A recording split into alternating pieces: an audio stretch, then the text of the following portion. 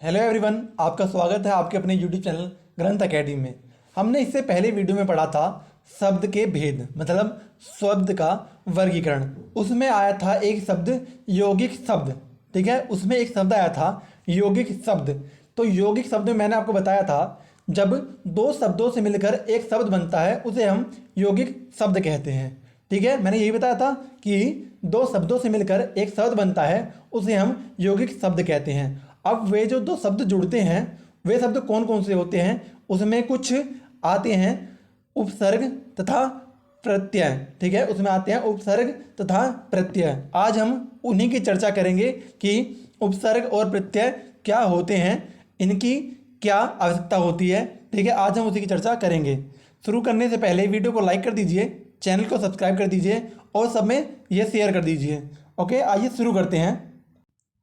देखिए, उपसर्ग एक वह शब्द होता है, अगर हम साधारणतः बात करें तो उपसर्ग एक वह शब्द होता है जो किसी एक अन्य शब्द से जुड़कर, एक शब्द से जुड़कर, मतलब उपसर्ग एक शब्द होता है वह किसी अन्य शब्द से जुड़कर एक नया शब्द निर्माण कर लेता है, मतलब एक नया शब्द ही निर्माण कर लेता है, तो उन्हें हम उपसर्ग कहते हैं। जैसे ये उप है ना, उप में ही इसका अर्थ छुपा हुआ है। उप में और सर्ग में, उप धन सर्ग, उप धन सर्ग, इसी में इसका अर्थ छुपा हुआ है। उप माने होता है समीप, उप माने होता है समीप, ठीक है। उप माने होता है समीप और सर्ग माने होता है सृष्टि करना। सृष्टि माने निर्माण करना, ठीक है ना। इसका मतलब होता है निर्माण करना, सृष्टि सर्ग। तो किसी के समीप जुड़कर, किसी के समीप जुड़कर एक नए शब्द का निर्माण करना उसे उपसर्ग कहते हैं। मतलब उपसर्ग वे शब्द होते हैं जब किसी एक दूसरे शब्द से जुड़कर एक नए शब्द का निर्माण कर लेता है उसे हम उपसर्ग कहते हैं, ठीक है। समझ में आ गया ना उपसर्ग क्या होता है। एक बार और सुनते हैं। देखिए, उपसर्ग वे शब्द होते हैं या शब्दांश होते हैं, उपसर्ग वे शब्दांश होते हैं जो किसी अन्य शब्द से जुड़कर, अन्य शब्द से जुड़कर, और वो जुड़े कहाँ, उनके प्रारंभ में। हम उसकी उपस्थिति हम बाद में चर्चा करेंगे। तो उपसर्ग किसी शब्द के शुरू में जुड़कर एक अन्य शब्द का निर्माण कर लेते हैं, ठीक है ना। उपसर्ग वे शब्दांश है या शब्द हैं जो किसी शब्द से शुरू में जुड़कर, किसी शब्द से शुरू में जुड़कर एक नए शब्द का निर्माण कर लेते हैं, उन्हें हम उपसर्ग कहते हैं, ठीक है। जैसे पराक्रम, पराक्रम में जो शुरू में परा है, जैसे ये है पराक्रम, पराक्रम, तो ये पराक्रम में ये शुरू का जो शब्द है या शब्दांश है इसे हम कहेंगे उपसर्ग। ये हमारा है उपसर्ग, शुरू का जो है परा वो हमारा है उपसर्ग, ठीक है। पराक्रम, पराक्रम में परा है, ऐसे ही परा से जुड़कर एक और वर्ड बनता है, शब्द बनता है पराजय। तीसरा बनता है पराभव, चौथा बनता है पराधीन, पराभूत, ठीक है ना। ये सब जो हमारे होते हैं वो परा होते हैं, उपसर्ग होता है। इन्हीं से जुड़कर अलग अलग शब्द जुड़ते हैं, शब्द बनते हैं। मतलब देखो, ए है तो वर्ड एक ही, शब्द एक ही है परा, परा से नए शब्द जुड़ते आ रहे हैं और एक नए शब्द का निर्माण होता जा रहा है। जैसे परा में क्रम जुड़ गया तो पराक्रम, अगला जुड़ गया परा जय हो गया। परा में अगर जय जुड़ जाए तो हो जाएगा परा जय, परा जय। अगर एक इसमें जुड़ जाए पराधीन, अधीन जुड़ जाए पराधीन, पराधीन, तो ये हो जाएगा हमारा पराधीन, ठीक है। इसी तरह परा में जैसे जैसे शब्द जुड़ते जाएंगे तो एक अलग ही अर्थ का एक शब्द बन जाएगा। मतलब कि उपसर्ग किसी भी शब्द में शुरू में जुड़ता है और एक नए शब्द का निर्माण कर लेता है। उम्मीद करता हूँ सब समझ में आएगा, ठीक है। तो ये जो उपसर्ग होते हैं वो किसी भी भाषा में हो सकते हैं, मतलब कि वो संस्कृत के भी वर्ड हो सकते हैं, शब्द हो सकते हैं, वो हिंदी के भी शब्द हो सकते हैं, वो उर्दू के भी शब्द हो सकते हैं, मतलब वो किसी भी भाषा के शब्द हो सकते हैं। लेकिन वो किसी भी नए शब्द के मतलब शुरू में जुड़ेगा उसे हम उपसर्ग कहेंगे, जो शुरू में जुड़ जाएगा उसे हम उपसर्ग कहेंगे, ठीक है। आइए अलग अलग बताते हैं कि संस्कृत में उपसर्ग क्या होते हैं, हिंदी में उपसर्ग क्या होते हैं और उर्दू के उपसर्ग क्या होते हैं। आइए आगे बढ़ते हैं। देखिए, संस्कृत के कुछ उपसर्ग हैं, उसमें उसे मैंने लिख दिया है, जो इंपॉर्टेंट उपसर्ग है वो मैंने लिख दिया है, और मैं इसके एग्जाम्पल बताऊंगा, उदाहरण बताऊंगा कि क्या क्या है और एक से दो शब्द उनके बारे में बताऊंगा। आइए शुरू करते हैं। देखिए अति जो है, अति, अति का अर्थ क्या होता है? अति का अर्थ, पहला हमारा वर्ड है, शब्द है अति। अति का अर्थ होता है बहुल्य या अधिक। इसका अर्थ होता है अति। अगर ये किसी शब्द के साथ जुड़ जाता है तो उसका मतलब हो जाता है अधिक। अगर अति किसी के साथ जुड़ जाता है उसका अर्थ हो जाता है अधिक। ठीक है, अति माने अधिक। इसका शब्द लेते हैं, हमने इसके दो शब्द लिए हैं, अति आवश्यक और अत्यधिक। ठीक है, अति आवश्यक का मतलब क्या है? जिसकी आवश्यकता बहुत अधिक है। ठीक है, जिसकी आवश्यकता बहुत अधिक है उसे हम कहेंगे अति आवश्यक। ठीक है, अत्यधिक, अधिक, इसमें अति धन अधिक जुड़ा हुआ है, इसमें अति धन अधिक जुड़ा हुआ है। अधिक मतलब बहुत से भी बहुत ज़्यादा, मतलब अधिक है, अधिक में भी अति जुड़ा हुआ है। तो अति का मतलब ही एक तो अधिक है और दूसरा भी इसमें अधिक है, तो अधिक से भी अधिक मतलब बहुत ज़्यादा, तो अत्यधिक। ठीक है, दोनों समझ में आ गया ना, अत्यावश्यक और अत्यधिक। अगला शब्द है हमारा अधि। अधि का शब्द क्या होता है? इसका अर्थ क्या होता है? इसका अर्थ होता है श्रेष्ठता या ऊंचाई या सामीप्य। ठीक है, इनके तीन अर्थ होते हैं। इसका अर्थ होता है श्रेष्ठता, ऊंचाई। ठीक है, मतलब जो किसी चीज़ में श्रेष्ठ हो।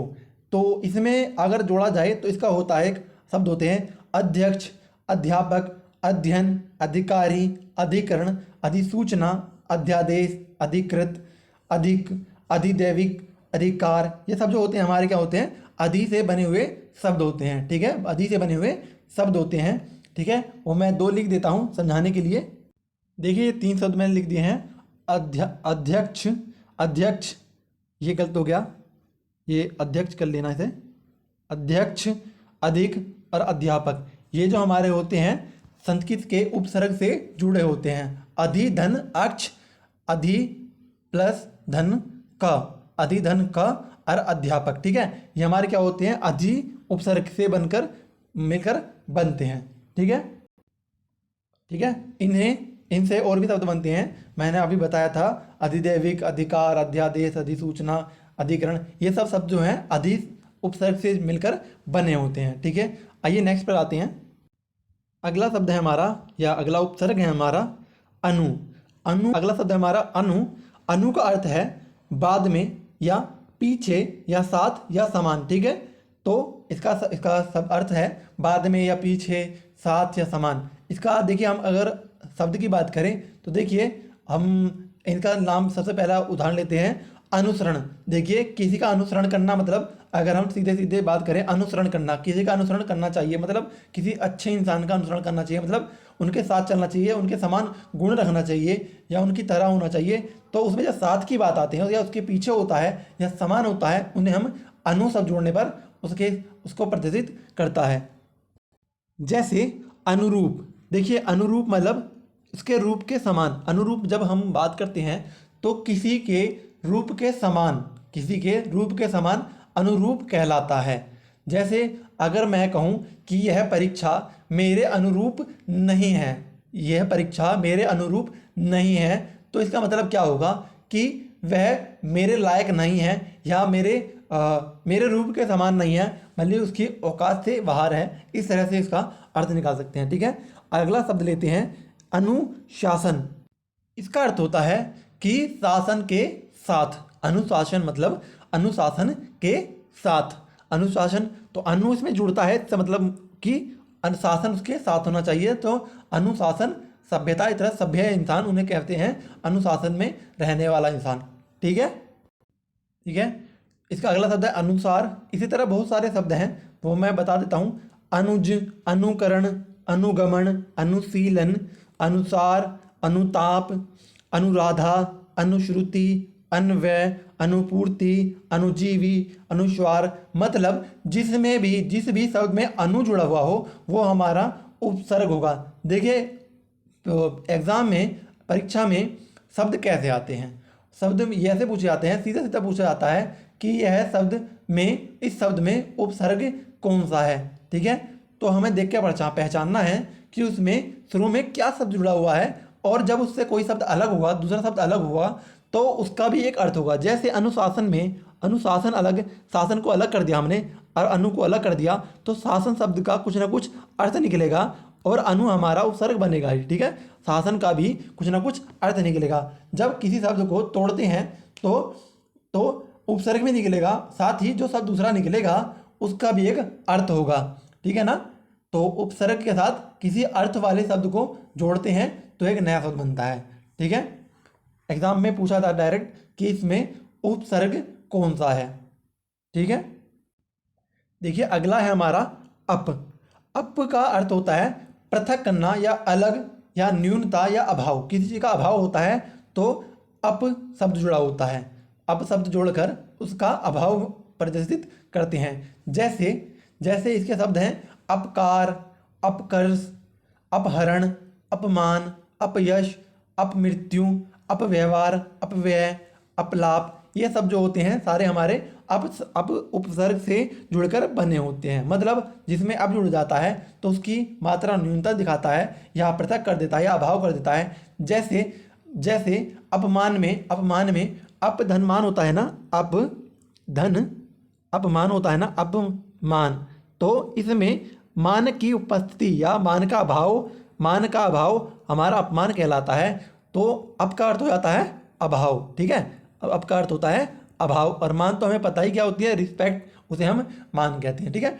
तो इज्जत या रिस्पेक्ट उसे हम कहते हैं मान। तो अगर इसका अभाव दिखाना हो तो अपमान हो जाएगा। इसी तरह अपकीर्ति, अपयश, अपमृत्यु, अपव्यय, अपलाप, ठीक है। ये सारे जो शब्द हो जाएंगे हमारे अप उपसर्ग से जुड़कर बने होंगे, ठीक है। उम्मीद है सबको समझ में आ रहा होगा। तो वीडियो को लाइक कर दीजिए ना, वीडियो को लाइक कर दीजिए और आगे देखिए। आइए अगला शब्द है हमारा अभी। अभी का मतलब होता है समीप और समीप होता है और होता है। जैसे और मतलब पश्चिम की ओर, पूर्व की ओर या समीप। दूसरा एक तो समीप से आप पता लगा है कि किसी के पास, नियर, उसे कहेंगे समीप। और दूसरा होता है और। दो अर्थ होते हैं इसका अभी के। समीप होता है अभी का, दो अर्थ होते हैं, एक तो समीप होता है, दूसरा और होता है। मतलब पूर्व की ओर, पश्चिम की ओर, इस तरह हम इशारा करते हैं ना कि उस ओर, इस ओर। ये हमारा भी इसका ही अर्थ होता है अभी का। अगर इसके शब्द की बात करें तो इसका शब्द होगा अभिसार, अभिमुख, अभिकर्ता, अभिलाषा, अभिमान, अभिज्ञान, अभिसरण। देखिए सारा शब्द लिखना पॉसिबल नहीं है, तो जो मैं बोल रहा हूँ उसे ध्यान से सुनिए, उसी से हमें पता चल जाएगा, ठीक है। और अगर ज़्यादा इंपॉर्टेंट लग रहा है तो लिख भी लीजिए, ठीक है। इसलिए मैं थोड़ा धीरे धीरे बोलूँगा जिससे आप सबको समझ में आए और आराम से लिख सकूँ, ठीक है। तो लिख लीजिए और पोज करके लिख लेना। इसका है अभी का है अभिसार, अभिमुख, अभिकर्ता, अभिनय, अभिनव, अभिलाषा, अभिमान, अभ्युदय, अभ्यागत, अभिज्ञा, अभिसरण, अभिज्ञान, अभियान, अभिमुख, अभिभूत आदि। ये सारे हमारे शब्द हैं अभी से मिलकर बने होते हैं। मतलब अगर इसका अर्थ निकाले अभी का, इसका अर्थ हो जाएगा समीप या और, ठीक है। इसके दो अर्थ होते हैं, समीप और दूसरा और, ठीक है। इसके दो अर्थ होते हैं और सब तो मैंने बता ही दिए, ठीक है। अगला शब्द है हमारा अव। अव का मतलब क्या होता है, अव का अर्थ क्या होता है, नीचे या दूर। अव का अर्थ होता है नीचे या दूर, नीचे तथा भी लिखते हैं, तथा या दूर, ठीक है। ये दोनों हो सकते हैं, ठीक है। दूर और नीचे इसका अर्थ होता है। तो इसका शब्द की बात करें तो अवकलन, अवगत, अवचेतन, अवज्ञा, अवतार, अवमान, अवतीर्ण, अवमूल्यन, अवगुण, अवसाद, अवनति, अवलोकन, अवसान, अवरोह, अवधि, अवसर, अवस्था, अवकाश आदि, ठीक है। ये हमारे शब्द होते हैं अब शब्द से या अब उपसर्ग से जुड़े होते हैं, ठीक है। अगला आता है हमारा आ का अर्थ क्या होता है, तक, ठीक है। यहाँ तक, वहाँ तक, ठीक है। अगर सीमा रख जाए वहाँ तक तो हमारा आ होता है, ठीक है। तो इसका शब्द आ तक, तो इसका होगा आमरण, मतलब मृत्यु तक। आमरण मतलब मृत्यु तक।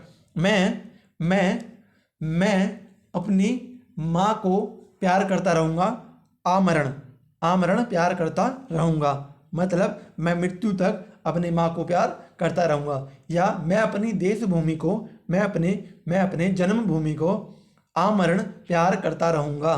तो इसमें आमरण मतलब मृत्यु तक, जब तक मेरी मृत्यु नहीं हो जाती मैं देश को प्रेम करता रहूँगा, अपनी मातृभूमि को प्रेम करता रहूँगा और अपनी माँ को प्रेम करता रहूँगा। ठीक है, ठीक है, ठीक है।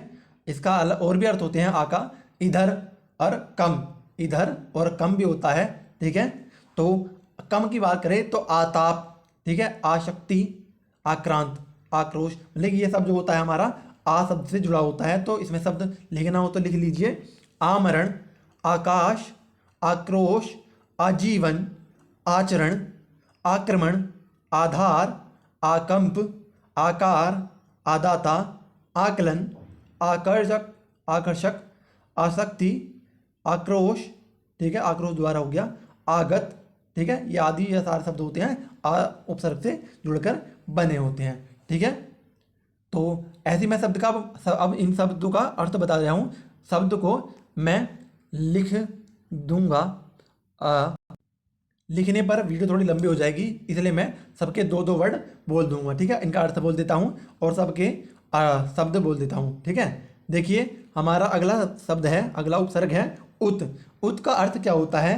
श्रेष्ठ या ऊपर या उन्नति। ठीक है, श्रेष्ठ या ऊपर या उन्नति। ठीक है, ये हमारा उत का अर्थ होता है। ठीक है, इसका जो शब्द है वो होता है उत्कर्ष, उद्गम, उदय, उत्कृष्ट, उत्थान, उद्भव, उद्धार, उत्खनन, उन्माद, उन्मुख, उन्नति, उद्वेग, उद्देश्य, उन्मेष, उद्दंड, उद्यमान। ठीक है, ये सारे शब्द जो होते हैं हमारे उत शब्द से मिलकर बने होते हैं। ये संधि में बताऊंगा कि ये त कहीं कहीं मैंने तो द बोल दिया ना, तो वो त द में कैसे बदल जाता है। उद्दीप इसमें उद भी है, लेकिन ता का द कैसे हो जाता है वो संधि में है, और विसर्ग सॉरी व्यंजन संधि में है। तो मैं वो आगे बताऊंगा जब संधि चैप्टर चलेगा। ठीक है, और संधि का वीडियो शायद होगा भी, तो देख लेना। ओके, अगला शब्द हमारा उप। उप का अर्थ होता है समीप, पास, निकट या छोटा। ठीक है, उप का अर्थ होता है समीप, पास, निकट, छोटा और सहायक। ठीक है, सहायक मतलब जैसे उप मुख्यमंत्री, मुख्यमंत्री का सहायक वो हो जाएगा हमारा उप मुख्यमंत्री। ठीक है, सहायक जैसे हो जाएगा उसमें उप जुड़ जाएगा। ठीक है, तो इसके शब्द लेते हैं उपकार, उपवन, उपनाम, उपकुल, उपमित्र, उपमा, उपहास, उपग्रह, उपहार, उपदेश, उपासना, उपेक्षा, उपयोग, उपचार, उपद्वीप। ठीक है, उपहार, ये सारे हमारे क्या हो जाएगा, हमारे क्या हो जाएगा उप विसर्ग से उपसर्ग से जुड़कर बने होंगे। ठीक है, उनका अर्थ होगा समीप या पास, निकट, छोटा, सहायक। ठीक है, ये हमारे उसके अर्थ हो गए। ठीक है, अगला हमारा है नी। अगला हमारा है नी। तो नी का अर्थ होता है भीतर या नीचे। ठीक है, नी के नीचे या भीतर या बहुत। ठीक है, इसके तीन अर्थ होते हैं, भीतर, नीचे और बहुत। ठीक है, इसके शब्द की बात करें तो निकेत, निष्कपट, नियुक्त, निमग्न, नियोग, निबंध, निर्देशन, निसर्ग, निष्ठा, निसर्ग। ठीक है, निमिलित। ठीक है, निवेश। ठीक है, ये हमारे शब्द हो जाएंगे नी शब्द से बने हुए, नी उपसर्ग से बने हुए। ठीक है, ठीक है, परीक्षा में सीधे यही आते हैं, एक वर्ड दे दिया जाएगा और पूछा जाएगा इसमें उपसर्ग बताइए कौन सा है। तो हमें इन उपसर्ग को याद कर लेना है, जिस भी शब्द में ये जुड़े होंगे हमारे वे उपसर्ग होंगे। मतलब ये जितने भी शब्द हैं ये उपसर्ग हैं, जिस भी शब्द में जुड़े होंगे वो उपसर्ग से जुड़े हुए शब्द होंगे और उन्हें हम यौगिक शब्द कहेंगे। याद है ना, उन्हें हम यौगिक शब्द कहेंगे, क्योंकि यौगिक शब्द ही दो शब्दों से मिलकर बने होते हैं, उपसर्ग या प्रत्यय या दो सार्थक शब्द से जुड़कर बने होते हैं। ठीक है ना, देखिए अगले पर आते हैं अंग्रेजी उपसर्ग। जो अंग्रेजी उपसर्ग से जुड़कर बने होते हैं वो शब्द कुछ होते हैं। तो इसमें हमारे इंग्लिश में, अंग्रेजी में कुछ ही शब्द हैं जो उपसर्ग हैं। ठीक है, सब का मतलब होता है अधीन, सब का मतलब होता है अधीन। मैंने बताया था जैसा होता है अधीन होता है, अधीन में होता है लिख लीजिए सब इंस्पेक्टर, सब इंस्पेक्टर होता है ना, सब इंस्पेक्टर, सब कमेटी, सब जज। ठीक है, ये हमारे सारे होते हैं अधीन, मतलब इंस्पेक्टर के जो अधीन होगा वो सब इंस्पेक्टर, जज के जो अधीन होगा वो सब जज होगा। ठीक है, ये सब जो हमारे शब्द हैं वो नीचे और अधीन के अर्थ को बताएंगे। ठीक है सब। ठीक है, अगला शब्द है हमारा डिप्टी। डिप्टी का मतलब होता है सहायक, किसी का सहायक, उसे हम डिप्टी कहते हैं। जैसे डिप्टी मिनिस्टर, डिप्टी मिनिस्टर क्या होता है, जो मिनिस्ट्री की सहायता करेगा उसे हम डिप्टी मिनिस्टर कहेंगे। जैसे कोई कैबिनेट मिनिस्टर है और उसके नीचे कोई डिप्टी मिनिस्टर जाता है तो वो उस कैबिनेट मिनिस्टर की सहायता करेगा। ठीक है, इसी तरह डिप्टी कलेक्टरेट, डिप्टी कलेक्टर तो वो जो मुख्य कलेक्टर होगा उसकी सहायता करेगा, सहायक होगा, इसलिए उसे डिप्टी कलेक्टर कहेंगे। एक होता है डिप्टी रजिस्ट्रार, तो उसमें भी वो रजिस्ट्रार की सहायता करेगा, इसलिए उसे डिप्टी रजिस्ट्रार कहते हैं। ठीक है, समझ गए ना, डिप्टी मतलब होता है सहायक। ठीक है, सहायक, डिप्टी मतलब होता है सहायक। अगला शब्द है जनरल। जनरल का अर्थ होता है प्रधान, जनरल का अर्थ होता है प्रधान, मुखिया। ठीक है, जनरल माने मुखिया। जैसे जनरल सेक्रेटरी, तो सेक्रेटरियों में जो प्रमुख होगा उसे हम कहेंगे जनरल सेक्रेटरी। इसी तरह जनरल मैनेजर, तो मैनेजर का जो सबसे ऊपर हेड होगा उसे हम कहेंगे जनरल मैनेजर। ठीक है, तो जनरल का समझ आ गया ना, होगा प्रधान, इसका मतलब होगा प्रधान। ठीक है, जनरल का अर्थ होगा प्रधान। ठीक है, अगला है हमारा वाइस। ठीक है, वाइस, अगला है हमारा वाइस। वाइस का भी मतलब सहायक होता है, जैसे वाइस राय, वाइस चांसलर, वाइस प्रेसिडेंट। ठीक है, ये सब हमारे होते हैं वाइस प्रेसिडेंट, ये हमारे जब होते हैं सहायक होते हैं तो हम उसे कहते हैं वाइस। ठीक है, अगला आता है हमारा हेड। हेड मतलब मुख्य, मुख्य। ठीक है, हेड मास्टर, हेड क्लर्क, पूरे हेड मास्टर, हेड क्लर्क। ठीक है ना, जो हेड होगा, मुख्य होगा, वो हेड मास्टर कहलाएगा। ठीक है, अगला अगली बार आते हैं हिंदी के उपसर्ग। ठीक है, हिंदी के उपसर्ग, मैंने इसमें इसके अर्थ भी लिख दिए हैं। ठीक है, इसके उपसर्ग हैं ए, अन, अध, ऊन, औ, दु, ने, बिन, भर, कु, सु। ठीक है, ये शब्द हैं हमारे हिंदी के उपसर्ग, ये सारे जो है हमारे हिंदी के उपसर्ग हैं। ठीक है, जिसमें आ शब्द जुड़ जाता है तो उसे मना करना हो जाता है, उसे रोकना हो जाता है, मतलब नहीं। ए का एक अर्थ की बात करें, सीधा सीधा अर्थ, आ का जो अर्थ होता है वो होता है नहीं। अगर किसी में आ जुड़ जाता है तो वो उसे नेगलेक्ट कर देता है, उसे ऋणात्मक कर देता है, उसे खत्म कर देता है। ठीक है, जैसे अलग कर देना। ठीक है, अलग कर देना तो अलग होता है, अलग में आ जुड़ा होता है, आ लग, तो मतलब जो पास होता है उसे दूर कर देता है, उसे इसलिए कहते हैं अलग। ठीक है, इसके और भी शब्द हैं अकाज, अछूता, अथाह, अवेर। ठीक है, ये जो हमारे होते हैं सारे आ उपसर्ग से जुड़े होते हैं। ठीक है, अगला है हमारा अध। अध का अर्थ होता है आधा। ठीक है, अपूर्ण, जहाँ भी अध जुड़ जाता है वो हमारा अपूर्ण हो जाता है। ठीक है, अगला है हमारा, अगर इसके अर्थ की शब्द की बात करें तो अध सीजा, अधनंगा, अध खिला, अध पका, अध मरा। ठीक है, जो भी होगा हमारा आधा हो जाएगा। ठीक है, अध अधक चरा। ठीक है, आध कचरा। ठीक है, ये सब जो हमारे हो जाएंगे आध, मतलब कि आधा अपूर्ण। ठीक है, ये हमारे सब हो जाएंगे। इसी तरह ऊ का अर्थ होता है, ऊन का अर्थ होता है एक कम। ठीक है, ऊन का अर्थ होता है एक कम। इसका एग्जाम्पल देखें तो 19, 19 मतलब 20 में एक कम। ठीक है ना, 19 का अगर संधि छेद करेंगे तो इसका पूरा अर्थ होता है। ठीक है, इसलिए 20 में एक कम 19, 29, 39, 59, ये सारे हमारे होते हैं उन शब्द से मिलकर बने होते हैं। सीधा सीधा क्वेश्चन डायरेक्ट आते हैं कि इसमें से उपसर्ग छांटिए, तो सीधा आ जाएगा 19, 19 शब्द आ जाएगा, उसमें हमें उपसर्ग निकालने होंगे। तो हमें पता होना चाहिए कि 19 में, 29 में, 49 में, 79 में, इन सब में उन सब जुड़ा होता है और वो हमारा होता है उपसर्ग। ठीक है, इसी तरह होता है हमारा अव, मना करना होता है, मना करना होता है, जैसे अवसर, अवतार, अवघट। ठीक है, अवगुण। ठीक है, ये सारे होते हैं हमारे अव शब्द से जुड़े हुए। दूसरा है दू, उसे कहते हैं हीन। दू अगर जुड़ जाता है उसे कहते हैं हूँहीन। जैसे दुबला, दुबला, बल, बल की हीनता, जिसमें बल ना हो उसे कहेंगे दुबला।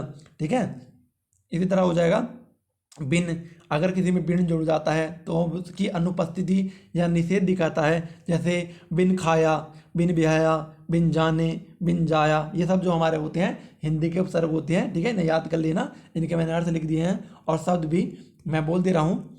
भर का, भर का शब्द होता है भरा, शब्द होता है भरपेट, भरपूर, ठीक है। कु का अर्थ होता है, कु का अर्थ होता है कपूत, ठीक है, सॉरी कुढंग, कुठोर, ठीक है, ये सब हमारे कु का होता है, ठीक है। अगला है जैसे सु, सु का होता है सुघड़, सुडोल, सुजान, ये सब हमारे होता है सु के, ठीक है। उम्मीद करता हूँ सबको समझ में आ रहा होगा, ठीक है। अगला आता है हमारा प्रत्यय, ठीक है, अगला आता है हमारा प्रत्यय। आशा करता हूँ सबको ये उपसर्ग चैप्टर, उपसर्ग सबको समझ में आया होगा कि उपसर्ग क्या होता है, उपसर्ग के शब्द, उपसर्ग क्या क्या होते हैं, ठीक है, सबको समझ में आया होगा उम्मीद करता हूँ।